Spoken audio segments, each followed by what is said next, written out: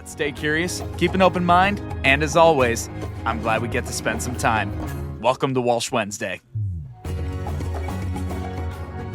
On this week's episode, we speak with Savannah Bananas pitcher number 30, Connor Harris. Connor shares his incredible story of resilience and direction from growing up, going to Yankees games, playing baseball throughout school, nearly losing his baseball career due to a severe injury, to now playing banana ball. Not to mention, he'll be playing at Yankee Stadium in the upcoming 2026 banana ball season.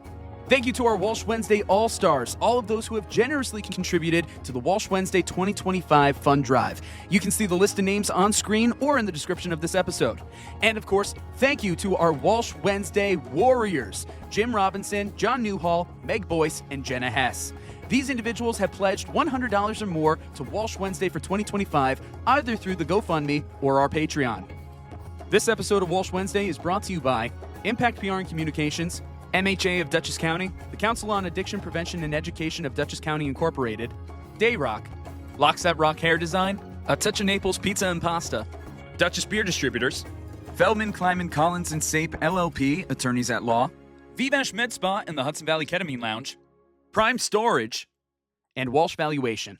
Hey there, and welcome back to Walsh Wednesday. As always, I'm Connor Walsh here at the MHA Studios, and we got a great episode for you guys today. We've had some other Walshes on Walsh Wednesdays, but I think this is the first time I'm having another Connor on, and it is beautiful to see another Connor succeed. With us, we have a banana ball player, not just any banana ball player, a Savannah Banana. Number 30 out on the field, but number 1 in your hearts. With us today, we have Savannah Banana pitcher, Connor Harris. Connor, how you doing, bro? Hey, I'm doing well, Connor. How are you? Doing very good, Connor. I love having another Connor here. Oh, it just feels so special. That's awesome. So, dude, congratulations on being a Savannah Banana. I see you're wearing the hat right there.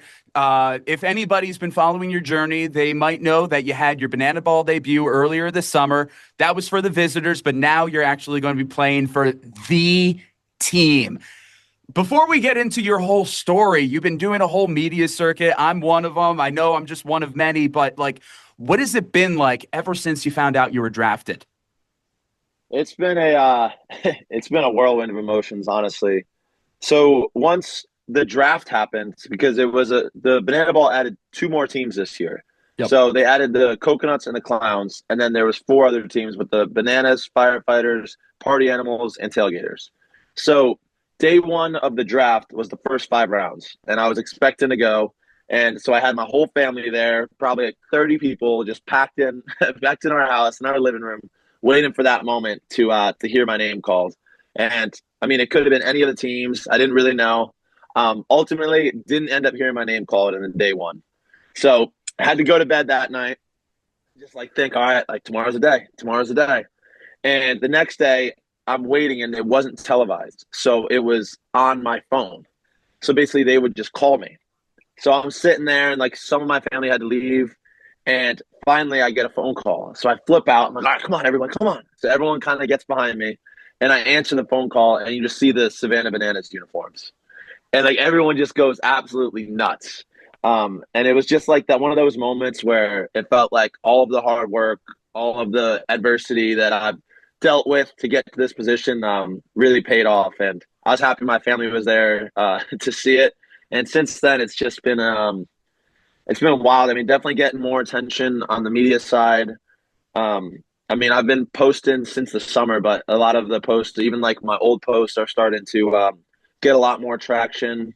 So now it's just about me trying to tell my story in different ways through social media, so that the people that are following me can kind of get a grasp on who I am and the man I am before they see me out on the field next year in yellow. Yeah, that's so sick. And honestly, you have great content out there already. And one thing I got to say about your content, you've mentioned how you've been surrounded by your family. You seem like such a family man. Yes. Yeah. People ask me what I do for fun outside of baseball. And obviously baseball takes up a lot of time with the training and the work that goes into it. But anytime that I'm not doing that, it's spending time with my family. There's such a big reason that I'm in this position today, that I'm going to play for the Savannah Bananas. So once I started posting, I got some really good advice of make sure that your post and your content is something that's truly important to you. and there's no one that's more important than my family. So I've been featuring them a lot. I've been featuring my nana, my mom, my dad, my sisters, and it's been a blessing to be able to share with the world how special they are. Yeah, I find that some of my favorite influencers are those who actually incorporate their family and kind of really give you a sneak peek on what's important to them. So that's beautiful that you get to do that. So let's kind of break it down a little bit. I saw on one of your clips, you said you're living a dream you never knew that you had. I know that you're a big New York Yankees fan. You're actually going to get to live the dream of playing at Yankee Stadium in 2026. That's phenomenal. Playing for the Savannah Bananas, you're essentially playing for the Yankees of Banana Ball. Is it fair to say that? Yeah, I mean they're definitely the team that started it all, and there's some great other franchises in banana ball that are growing big time, and that's so great for the sport. And one of the things about banana ball is that it breeds competitiveness within every single team, every single game, and that's what makes it so special because it combines that competitiveness with the entertainment side. And I mean, a lot of the clips that you've seen that have gone crazy have been the Savannah Bananas, and they're the best at it. So it's a blessing to be able to wear the yellow and now be able to entertain and compete. Yeah, absolutely. With that, it's funny with it because you see the entertainment value, and it's like so much is rehearsed and staged in the sense of, you know, you're doing the routines and the dances or anything like that. But these aren't staged games. These are still real games. And I think that's a misconception that a lot of people have out there where it's like, oh, it's all a show, right? But it's a real game. 100%. And that was definitely so. A lot of people will compare the Savannah Bananas to the Harlem Globetrotters, Yep. which is definitely a compliment. I mean, the Harlem Globetrotters were one of the biggest things in the world at one point. But what separates the Globetrotters from the Bananas is that if you come to one game in March and then you come to a different game in April, you're going to see two completely different shows, two completely different games, two completely different outcomes. Every single game that we do, we try and put out 25 to 30 things that you've never seen on a baseball field. So the common misconception, because everyone sees it on TikTok and Instagram and social media, that what goes viral are like the dances and the skits. But behind the scenes, I mean, these guys are working their tails off. It's a joy to see. I was just in Savannah last week, and people are showing up at the field at 7 a.m., staying until 6 p.m. So it's a lot of, oh yeah, I mean, it's the talent of these guys too. I mean, former minor league guys that are playing Division I baseball. It's pretty much one thing I love about it is everyone in the organization at one point or another in their career was told no, was told that, hey, listen, like we don't see you making the big league roster. You've been in Double A for a while, or hey, like I know you were very talented at the Division I level, but we just don't see you as a draft pick, or a big injury that happens. So everyone in the organization has this unbelievable perspective on the game and how like lucky and blessed we are to be able to play it on a daily basis and be able to make an impact on people. But the competitiveness of it is kind of really cool for us because we get to still compete at like the same level that we've always known to compete at, but we also get to have a platform to be able to make an impact, whether it's on social media or one-on-one conversations before and after games. So it's really the best of both worlds, and that's why I said it was the dream I never knew I had, because it really just amplifies so many different qualities of mine that I wouldn't have been able to show if it was just a regular baseball game. Which is very true. Savannah Bananas takes baseball to a whole new level, that's for sure. So one thing that I saw in one of your clips, and this really stood out to me, especially having a theater background, along with doing sports all throughout school, born for Broadway, raised on baseball, now I get both. Let's unpack that a little bit. When you were growing up, what was the first love, and what inspired you in both realms? So with baseball, because that was always a dream. Growing up, my dad was the coach from Little League all the way up until right about high school. And I think he'll still say he still has a coaching role at some point, but now it's just from the stands. Yeah. But I've always thought of pitching in general as an opportunity to put on a show, because I mean you're the focal point. The game starts with you. Everyone's eyes are on you. And I've always loved that. Like I've thrived on it, and I feel like I'm born to entertain. Like I've always shown a lot of emotion, even off the diamonds, in the dugout. There's always been a little bit of me that's wanting to put on a show. And with Banana Ball, it's not only allowed, but it's encouraged. Yeah. Like one thing we talk about is like we're gonna work hard, we're gonna win, and when we do, we're gonna celebrate. Like celebrating is encouraged, entertaining is encouraged, and that's what Broadway is. Broadway is bringing people together to give them an opportunity to kind of escape from real life for a little bit and get something that's bigger than just baseball or bigger than just a show, but give people a reason to smile or a reason to feel something. And in Banana Land, when you show up to a game, it really is an escape from reality. I mean, everybody, the amount of joy that's just radiating from everybody is so, so special. And I take a lot of pride in my ability to do that, my ability to entertain, to put on a show, and also compete at the highest level. So I really do believe I got the best of both worlds. Heck yeah, man. That's so, so cool. And again, that's the thing with Banana Ball, because you can't just be a great athlete. You need to have this personality. You need to be able to have this ability to entertain and captivate audiences in a way that, say, the MLB, can't. That's just straight up baseball. So I saw on your Instagram, you posted a video of you in choir. And it's also funny because you tower over everybody too, which is which is hilarious. But besides choir, what were some of your experiences in the arts as you were growing up before Banana Ball that actually helped lead into Banana Ball? So honestly, it was choir was pretty much it. I mean, I didn't really have time. I would have always loved to like do the theater and like be one of those like main characters, but growing up it was just such a like a vision of I'm gonna play in the MLB, I'm gonna do this. So Hmm. like my days always kind of revolved around that. And I would always tell myself, I mean, it's great advice from my dad, but at the end of your day, like look at yourself in the mirror and say, what did I do today to get closer to my goals? And so with baseball, like whether it was working out or throwing or doing mobility, like there were so many different ways that I feel like I could get to that level. But things like choir, like so choir, you're supposed to be like very much like in unison. You're supposed to like not really move much. And I actually just talked to my choir teacher a couple of weeks ago just on messages, and he was like, "Yeah, I mean, there were some times I had to reel you in a little bit because we'd be singing like some classical song, and I'd be like moving, like doing like snaps." He's like, "Connor, like just chill out, just chill out, go chill out a little bit."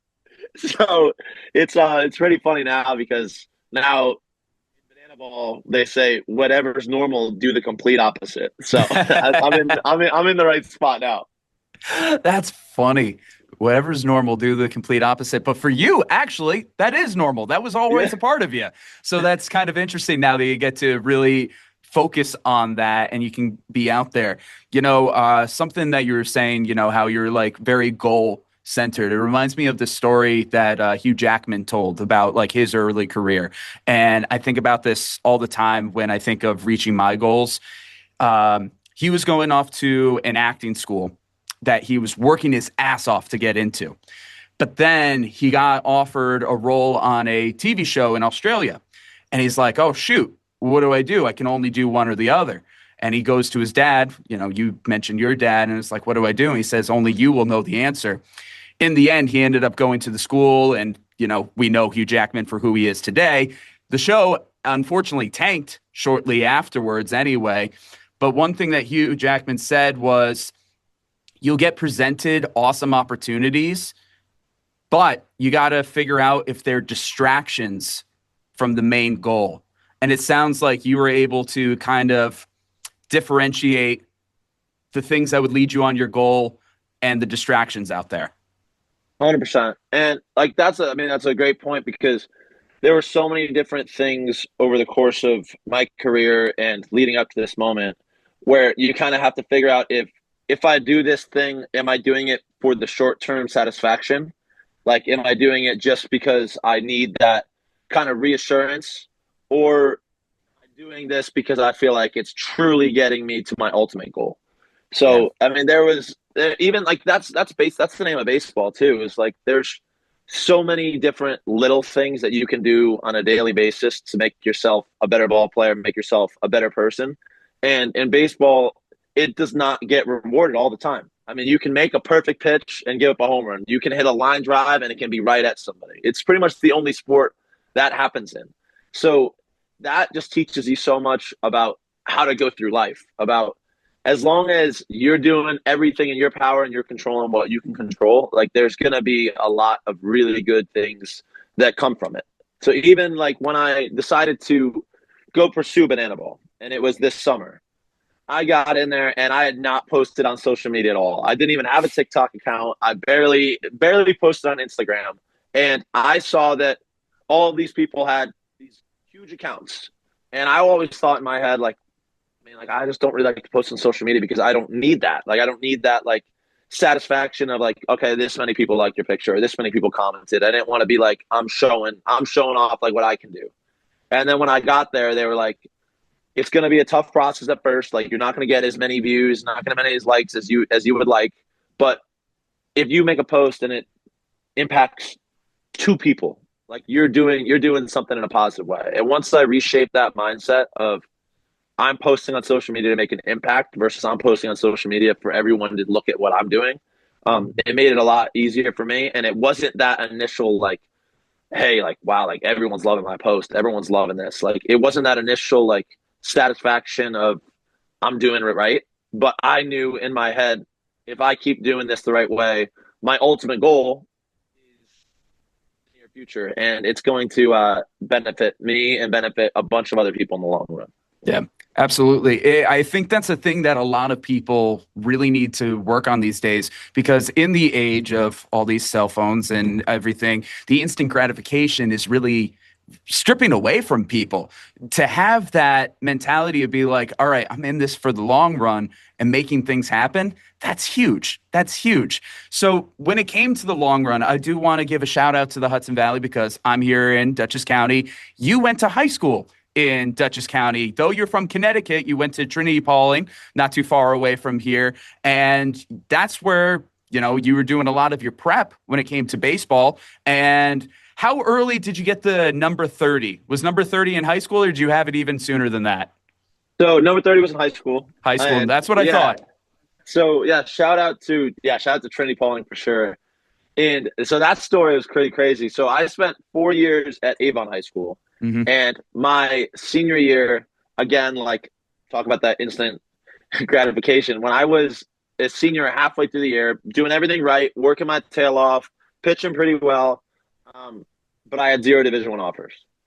And it was something of, I felt like I had more confidence in myself than a lot of other people had in me in terms of college coaches. I mean, there's a lot of Division I schools, and I was just like, not one of them wanted to take a chance on me. And I felt like I was capable of it. Like I knew in my mind that I was capable of doing it. So I got an opportunity to go to Trinity Pauling for a postgraduate year. And I got there and basically I took it as, okay, like this is a year to get bigger, stronger, faster, improve your SAT scores, improve your academics.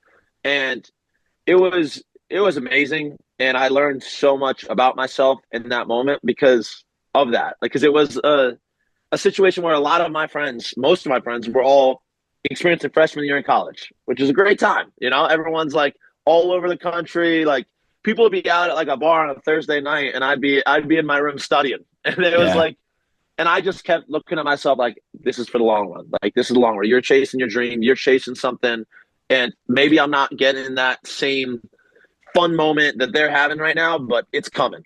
It's coming, and that's been a really cool thing for me to learn. And that's what I learned in that moment was like, if you got a goal, if you got something that you're chasing, you can really, truly look at every day as an opportunity to get closer to it. And that's definitely what Trinity Pauling did for me. No, that's awesome, man. It's cool. The confidence that you had in yourself, you got to have that. You have to be your number one advocate above all. And it's not showboating. It's not arrogant. You have to be there for yourself. I always remember a story, Barry Gibb from the Bee Gees, that he would tell. Sorry, I don't have more sports stories. I'm more on the entertainment side. But he said to a girlfriend early on, before he was Barry Gibb, he was like, "Stick around, babe, because I'm going to be huge one day. I'm going to be one of the biggest songwriters of all time." And she's like, whatever. And then, of course, he did. But he had that mindset from the beginning. He knew when other people didn't, just like and here you are. And this is still only the beginning. And pause. We're going to take a quick break from our interviews to hear from our sponsors. First up, we got our friend Andrew O'Grady from MHA of Dutchess County. This winter and holiday season, let's remember something simple but powerful. Check in on your neighbors. A quick hello, a phone call, or even a smile can make a world of difference. This is Andrew O'Grady, CEO at Mental Health America of Dutchess County. When we reach out, we're not just helping others, we're helping ourselves. Staying connected is one of the best ways to boost our mental health and well-being. At Mental Health America of Dutchess County, we believe in building a community where no one feels alone. So take a moment today. Make sure you pass along a kind gesture, because kindness is contagious and connection matters. Who knows, maybe that person you made smile will do the same to somebody else. From all of us at MHA of Dutchess County, we wish you the happiest of holidays. And remember, we want you to be your best you possible. Next, we have a message from our friend Jeff Feldman from Feldman, Kleinman, Collins & Sape, LLP, attorneys at law. Hi, I'm Jeff Feldman. In 1986, when Paul Kleidman and I started our practice, our goal was to create a law firm where you could meet with an attorney and feel confident that that attorney would be with you every step of the way. Today, the firm has been successfully trying cases at all levels of state and federal courts throughout the Hudson Valley and Capital District. We have been selected as one of the best personal injury and medical malpractice defense law firms by U.S. News and World Report every year since 2009. For all of those years, we were the only firm chosen in any litigation specialty between Albany and White Plains. Your case is important to us. Giving you the time and personal attention you deserve has always been the hallmark of success. Initial consultations are free of charge and always with an attorney. A message from Dutchess Beer Distributors. Dutchess Beer Distributors presents Football Face-Off.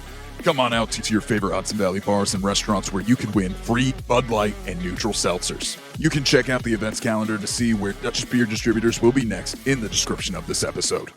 Walsh Wednesday wants to give a big thank you to Prime Storage. It's the end of the year, and you may need to free up space for guests for the holidays, store seasonal decorations, secure valuables, and maybe even hide the presents.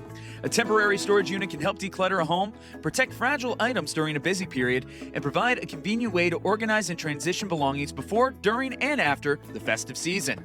Whatever the reason, Prime Storage makes storage simple through seamless service, flexible rental options, and facilities conveniently located throughout the United States and Canada. By using our link in the description of this episode, you will get 1 free month of storage, plus you'll save 15% on rental rates. Make the holiday season simpler and store with Prime Storage. Up next, we have our friend Philomena Finelli from Impact PR and Communications. Thanks, Connor. I'm Philomena Finelli, CEO of Impact PR and Communications and a media maven, which is a fancy way of saying that my team and I help companies get in the news, transform leaders into thought leaders, and cut through the clutter with messaging that matters. And we do it all with a smile. Our agency was named the Woman-Owned Small Business of the Year for 2024 by the Metro New York District Office of the U.S. Small Business Administration, and we received the Gold Stevie Award for Women-Run Workplace of the Year, which is an international recognition. But it's not about the awards, it's about the personal interactions. We at Impact PR and Communications pride ourselves on crafting meaningful, results-driven public relations campaigns that are tailored to meet and exceed our clients' goals. If you want to learn more and talk to my team and I, visit prwithimpact.com and let us know that you found out about us from Walsh Wednesday. Thanks for listening, guys. It's time to get back to the show. And play. This episode of Walsh Wednesday is brought to you by Impact PR and Communications, MHA of Dutchess County, the Council on Addiction Prevention and Education of Dutchess County Incorporated, Dayrock, Lockset Rock Hair Design, A Touch of Naples Pizza and Pasta, Dutchess Beer Distributors, Feldman, Kleinman, Collins & Sape, LLP, attorneys at law, Vivash Med Spa and the Hudson Valley Ketamine Lounge, Prime Storage, and Walsh Valuation. And this is still only the beginning. But at one point, it looked like there wasn't going to be this beginning because in college, you tore your UCL, and you had to have Tommy John surgery. For a lot of pitchers, that could be game over. So let's talk about that period of your life. Yeah, so I mean that was definitely a tough time for me. That was my senior year of college. So right at the finish line. Right. So my junior year, I started talking to some MLB teams, and ultimately didn't get drafted, but it was looking pretty good for that senior year. And so worked my tail off that summer. Had my best summer yet in Mystic, Connecticut. Came back in the fall, had a really good fall, and it was like game on for me. Like I was as locked in as ever. And first week of the season, I threw a one pitch at James Madison University and just felt a pop in my elbow. And I kind of like took a step off the mound and like readjusted because like as a pitcher, like you kind of feel stuff all the time and you kind of just go right through it. And then I throw the next pitch and then my whole arm just starts shaking. And I come in the dugout and I just like sit down, and I'm like never one to like show my emotion that much in a negative way in the dugout. Like I'm very much like stone cold in that way. So I sit down and I'm just like looking at the ground, and my coach comes over and he's like, hey, you're throwing the ball great. Like keep it up. I'm like, no, like this is different than that. Like it hurts. And so ultimately I get an MRI and it's completely torn. So it's a 12 to 15 month recovery. And now I'm just faced with this like really like weird timeline of it's a senior year. I'm about to graduate from George Washington, really good school. And I don't have any sort of view on what the future is going to look like, because what if I'm going to go do a graduate year somewhere? How is anybody going to even want to recruit me? I mean, I won't even be able to pitch until April. And so I sat down again. I remember being in the living room with my pops that summer, and with no idea where I'm going in the summer. And it was a legit thought of, I just graduated from a really good school. Maybe it's time to just go get a corporate job. Maybe it's time to go pursue that side of my career. I mean, it's been an awesome run, but maybe it's time. And he told me, he said, this game has given you way too much, and you've given way too much to the game for it to end not on your terms. Like you have to be 100% certain that that's it. And he knew in my eyes that I was not anywhere close to that 100% certain. So I started pursuing other schools, and ultimately Winthrop University in South Carolina took a chance on me. But showing up there, I mean, as a fifth year in college after I had 4 great years at George Washington, and just getting there in the fall and being injured was terrible. I mean, it was because you always want to prove yourself. You know, you like once you get in a situation, I've always been that guy that's a leader, that's a really good teammate. And I felt like I was so limited to what I could do because I'd never been in that spot where I'm there in a new spot and not able to pitch. Yeah. So again, I mean, I reshifted my mindset to be thinking, instead of why me, instead of like, why did this happen to me, of what an unbelievable opportunity to learn so much about myself. And I figured out there were so many different ways I could be a leader, so many different ways I could be a teammate without even throwing a pitch. And in order to earn the respect of my teammates, I felt that the best way to do that was to just show them how hard I work, show them how bad I want it. So worked my tail off that first fall, and then came back in 11 months and pitched my first game back in St. John's, which is wild. It was the only one game that we played at all in the Northeast. So I had like 50 of my family members there. Ended up just going 2 innings because of the pitch count, but 2 innings, no runs, finished on a strikeout, and the whole place went nuts. And I always say that was one of those moments where I just like kind of looked at myself after. I was like, you know, I'm proud of you, Connor. Like I really am. Like there were so many different times where you could have given up, so many times where you could have kind of gone through the motions, and now you're in a really good spot. So it was Tommy John was by no means an easy process. It was really tough, but looking back at it, as crazy as to say, I'm glad I went through it. Well, it made you not just a stronger athlete, but a stronger person. It made you more resilient. It's crazy that you had to go through that. And I'm sorry that you had to go through that. But again, like you kind of look at the domino effect of your life. It led you to this moment. It led you to Banana Ball. And let's talk about, like, we've been talking a lot about the lead up and everything. Let's talk about that submission video that you sent in. What in your right mind made you decide it was like, you know what? Banana Ball is the next best option. What was that process like? The next year after I came back from Tommy John and I was fully recovered, I was pitching really well. And I started to think like, okay, like maybe I do got a shot at the MLB again. Like I know I'm on the older side now, but I really do believe that I still have a shot. And I was first in the country in strikeouts to walk ratio and first in the country in least amount of walks. So I come into the stadium one day and my coach calls me in his office and he's like, Connor, I got something to tell you. And so I sit down and he was like, so I just talked to a scout about you and they really love you. And I wanted to see your thoughts on it. And I was like, oh, that's awesome. Like what team is it? And he's like, it's the Savannah Bananas. And I was like, oh, that's not the MLB. Like they don't play with the Yankees. So at first I was like, oh. And then I got home and I made the call to the recruiter and we talked on the phone for an hour.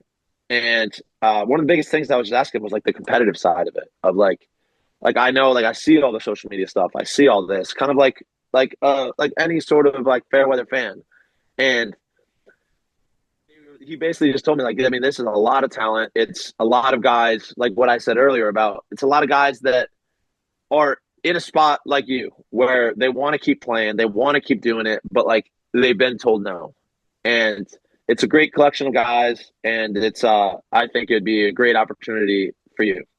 So I make a couple calls to guys that are actually on the Bananas and like ask their just to ask their side of it, like their angle of like one of the guys, Danny Hosley, he played at George Mason, and I played at George Washington, so we played against each other.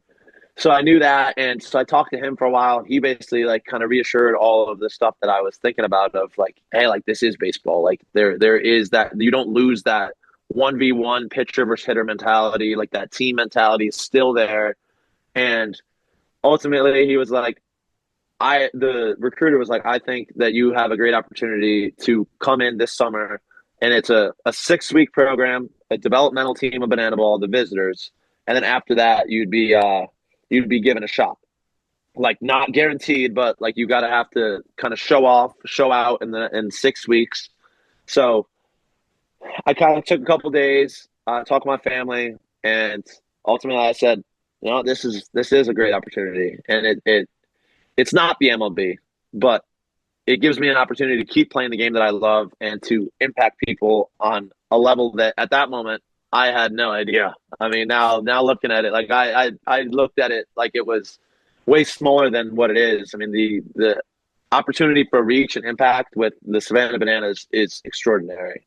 So, and then after that, I sent in my video and then got the contract and played 6 weeks in the summer. And then that ultimately led to this. That must have been so cool, though, playing as the visitors. Sure, you weren't like officially on yet, but like to be able to go through those 6 weeks and to be playing those stadiums in front of those crowds with that level of energy, that must have been insane. That must have been like, oh, Toto, we're not in Kansas anymore kind of moment. Oh, yeah. I remember the first game we played in Louisville, and there's 15,000 people there, which is the most people I've ever played in front of.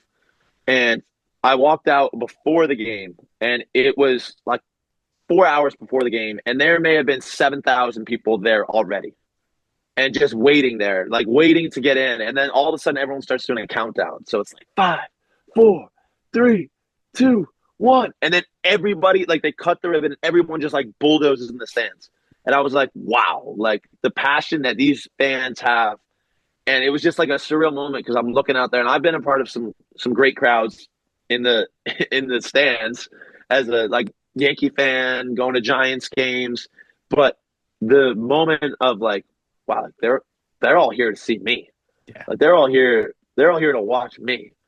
And it kind of gave that little taste of it that I'll get a lot more next year. I mean, we open up at Florida State, and then we go play in Texas A&M in front of 100,000. So it'll be it'll be a definitely awesome season. But that summer was so cool, and able to like talk with all the guys and get all of their feedback, and they were so receptive to us right when we got in. Like every single one of the teams like made sure to come up and like get to know your story, and just made you feel so welcomed, which just makes me want to do that even more next year for the new guys.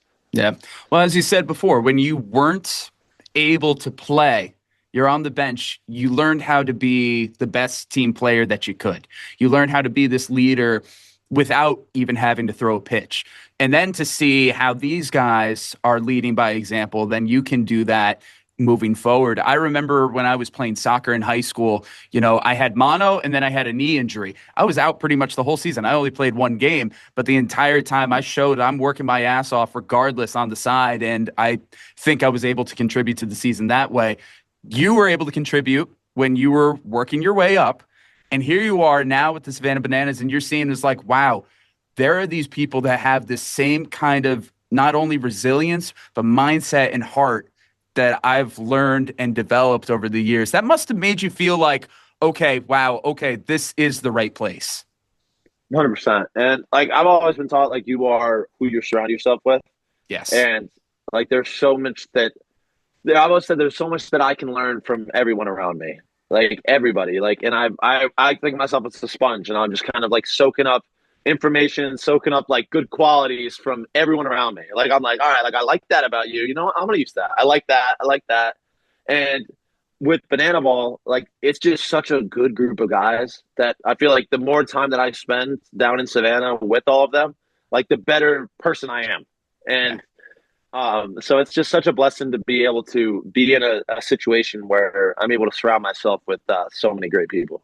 Absolutely. So I know we're getting close to the end of this, but I got a couple of last questions I've been saving for the end. Want to make sure that we get them in, of course. With the 2026 season, we mentioned this before, you were a huge Yankees fan. You're going to be playing at Yankee Stadium. Dude, what is that going to feel like? Because obviously right now, like it's still building up inside of you. Like, oh my God, Yankee Stadium. Oh my God, Yankee Stadium. Tell us about that feeling. I mean, it's every time I hear that, and I just think about the fact that that's going to happen. I sometimes get emotional, but growing up, I would always go to Yankee games with my dad, with my family. And every single time when we'd walk in, the first thing we would do is we'd go right to the first section and look out, and we'd look at the mound. And my dad would be like, "You're going to pitch there. You're going to pitch there."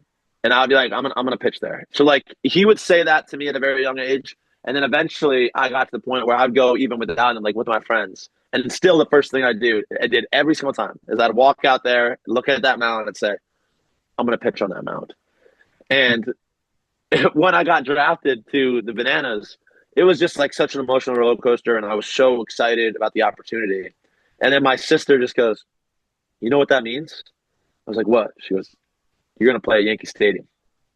And I just like lost it in that moment. I started just getting like teary eyed, just thinking about how every single moment in my life that led up to it. And now I'm going to be pitching at the same place that I've been to probably over 300 times. And that was the highlight of my week or year, was being able to go watch Derek Jeter play, or being able to go watch Mariano Rivera play. Like there's been so much build up for it. And then now it's actually happening, that I'm going to actually go stand on that mound and pitch in front of a sold out crowd. I truly can't believe it. Dude, I'm getting emotional just listening to you, man. Like, oh my God, like I can feel your emotions. Oh my God, that is amazing. Connor, dude, I'm proud of you. The Hudson Valley's proud of you. This whole area is proud of you. I know your family and friends are. That's so cool. One of the last things I want to leave on, you just announced the other day as of filming this, actually, it might have been yesterday you announced this, if I saw it right, you're going to be continuing on wearing the number 30. How's that feel to be able to continue wearing this number that you've had this whole time, building this legacy as number 30. And here you are, Savannah Bananas, just announced you get to keep that number. It's so what I've always said about like being at this level and being on the Savannah Bananas, and there's going to be a lot of more spotlight that comes with it, a lot more opportunity to impact people. But I've always said that I don't want to change who I am at all. I want to stay exactly true to myself, stay authentic to truly who I am, except the only thing that's changing is that the following and my opportunity to impact is growing. Mm-hmm. And I've been wearing number 30 since high school. I wore it at George Washington. I wore it in summer ball. I wore it at Winthrop. Wore it on the visitors. So it's just like, for me, it's just another reminder that like you're still that same kid. Like you're still that same 12-year-old with joy that if he found out he was going to a Yankee game, that's all he could think about that week. If he had a game later that night at 6:00 and he woke up in the morning, that was the first thing he thought of right when he woke up. So it just reminds me in a way of nothing's changed. Like I'm still able to play the game that I love. I'm still the same Connor Harris. It's just now I just get to wear it and do it on a whole bigger level. So it's really, really cool. I was really happy about that. New jersey, new team, but same number 30, same Connor Harris, and he's got so much to show off. Connor, mind-blowing episode, dude. Mind-blowing time. I can't wait to follow your career, see where it takes you. This is so, so impressive. As we wrap up this episode here, where can people, one, follow you, and two, is there any last little nugget that you want to save for everybody who's listening right now? Yeah, so following, it's anywhere on Instagram, it's Connor Harris 30. TikTok is Connor Harris _30. And Facebook, Connor Harris, same thing. And then YouTube is Connor Harris 30. So, I mean, I post on most all platforms. And yeah, it's give me a follow. I'll definitely let you in on the story. And hopefully I'll have some videos that will impact you in a positive way, because that's the goal of most videos. So definitely do that. And I would say my last little nugget is just like in terms of like life in general, is it goes by very fast, and especially if it's you're a kid or you're a mother or father growing up, like just try and be in the moment as much as possible and have a goal. Like I always said, you can't chase a dream if you don't know where you're going, if you don't know what direction to run in. So have a direction, have something that you're chasing, but with that, like still be in every moment. Like I remember thinking, I can't wait to get to this level. I can't wait to, if I was in high school, I'm like, oh, I can't wait to pitch in college. If I was in college, I'm like, I can't wait to pitch professional ball. And looking back at it, you want to, like you're living the days. Like those are the days. High school baseball, on the bus rides, Little League at the snack shack after the game. Like there's so many different little moments of every part of your life that are too important for you to just wish you were in a different moment. So I would say just have a direction, have a dream, and but also be in the moment. Beautiful. Definitely, it's important to be present. Connor, this has been phenomenal. Happy holidays, my dude. Enjoy it with your family. It's going to be a very joyous holiday season, I'm sure. And we can't wait to see what you do with the Savannah Bananas in 2026. Connor, really appreciate your time. Let's go. Thank you. Happy holidays. Looks like you're already celebrating. You got the sweater on. Exactly. Holiday party right after this. We're going. It's official. I'm Connor. I'm Connor. Whoa, two Connors. And as always, we're glad we get to spend some time. And that's a wrap on this week's episode. Much love to our sponsors this week: Impact PR and Communications, MHA of Dutchess County, Locks That Rock Hair Design, Dutchess Beer Distributors, A Touch of Naples Pizza and Pasta, the Council on Addiction Prevention and Education of Dutchess County, Feldman, Kleiman, Collins, and Safe LLP, attorneys at law, Prime Storage, Vivash Med Spa and the Hudson Valley Ketamine Lounge, Walsh Valuation, and Dayrock. Thank you to our Walsh Wednesday All-Stars, all of those who have generously contributed to the Walsh Wednesday 2025 Fund Drive. You can see the list of names on screen or in the description of this episode. And of course, thank you to our Walsh Wednesday Warriors, Jim Robinson, John Newhall, Meg BOYCE, and Jenna HESS. These individuals have pledged $100 or more to Walsh Wednesday for 2025, either through the GoFundMe or our Patreon. You can support this channel by becoming a Patreon member with memberships as low as $5 a month. With that, you can get behind-the-scenes content, your name featured in the credits of each episode, and access to the Spend Some Time chat. You can find that and more by scanning the QR code on your screen or by going to the links in the description. As always, I'm Connor Walsh, and I'm glad we get to spend some time.